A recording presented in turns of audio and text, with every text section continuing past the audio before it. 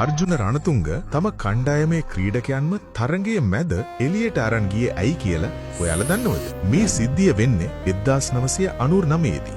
මුරලි ball කරන්න පටන් ගත්තට පස්සේ විනිසුරුවරුන් විසින් ඔහු බෝලය දමා ගසන බවට චෝදනා කරන්න පටන් ගත්තා. මේ වන විට මුත්තයියාගේ බෝලිං ඇක්ෂන් එක නීත්‍යානුකූල බවට ICC එක මගින් තහවුරු කරලයි තිබුණේ. එසේ තිබියදීත් විනිසුරුවරුන්ගේ මේ නොමනා තීරණ ගැන කැප්ටන් අර්ජුන කෝපයටපත් වුණා. අර්ජුන මේ ගැන විනිසුරුවරුන්ට කීවත් ඔවුන් එයට එකග වුණේ නැහැ. එම නිසා අර්ජුන තීරණය කළේ තව දුරටත් තරගයේ ක්‍රීඩා නොකර තම කණ්ඩායම සමග ග්‍රවුන්ඩ් එකෙන් ඉවත් වෙලා යන්න. තරගයේ විනාඩි 12ක් නතර කරලා තිබිලා ආයෙමත් පටන් ගත්තා. ඉන්පසු නැවතත් මුරලි සුපුරුදු ආකාරයට පන්දු යවන්න පටන් ගත්තා. විනිසුරුවරුන් ආයෙනම් මුරලිට දමල ගහනවා කියලා චෝදනා කළේ නැහැ. අර්ජුනගේ මේ නිර්භීත තීරණ නිසා තමයි මුරලිගේ ක්‍රිකට් ජීවිතය ආරක්ෂා වුණේ. ඒ තීරණ නැත්තම් ලෝ වැඩිම කඩුළුලාභියෙක් ශ්‍රී ලාංකිකයෙක් නොවෙන්න ඉඩ තිබුණා.